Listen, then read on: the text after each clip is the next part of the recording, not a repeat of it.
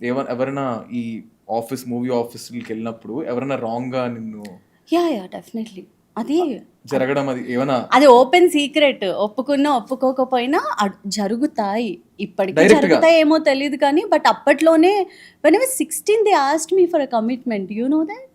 It was horrible.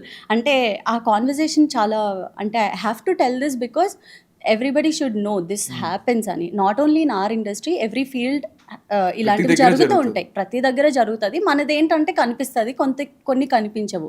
So ఒకసారి ఆడిషన్కి mummy నేను వెళ్ళాము. వెళ్ళిన తర్వాత అంతా మాట్లాడారు, ఆల్మోస్ట్ ఓకే అయిపోయింది అన్న తర్వాత ఎన్ని ఇయర్స్ బ్యాక్ ఇది?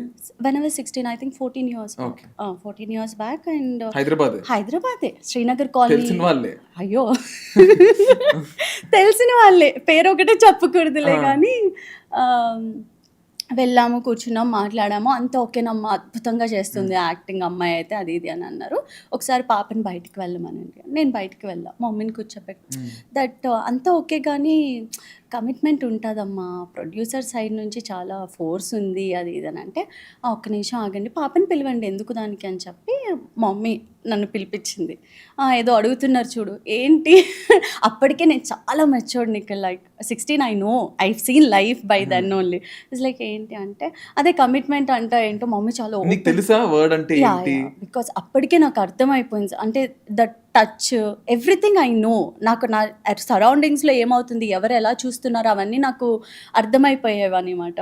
సో ఇలా అడుగుతున్నారు అంటే మా మమ్మీ వెంటనే, దానికి నాకు మధ్య ఏం సీక్రెట్లు ఉండవు, మీరు అడిగేది కమిట్మెంట్ దాన్ని, సో అలాంటివి ఏమీ మాకు ఇంట్రెస్ట్ లేదండి. నేను అన్నాను, సార్ మీరు రెమ్యునరేషన్ ఇవ్వకపోయినా పర్లేదు, బికాజ్ నాకు ఈ సినిమా స్టోరీ చాలా నచ్చింది, నేను చేస్తాను, కానీ ఇలాంటివి అయితే చేయలేను అని చెప్పి ఇద్దరం చెప్పేసి వచ్చేసాం.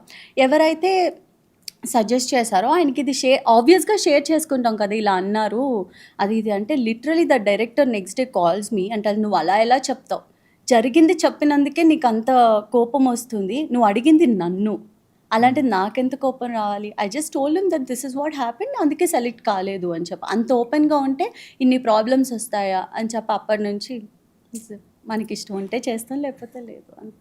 అది తర్వాత ఇంపాక్ట్ వచ్చిందా నీకు?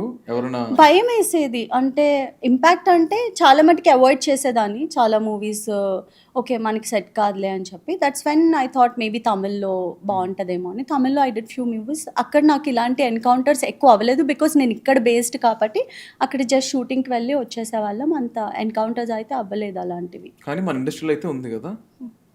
యా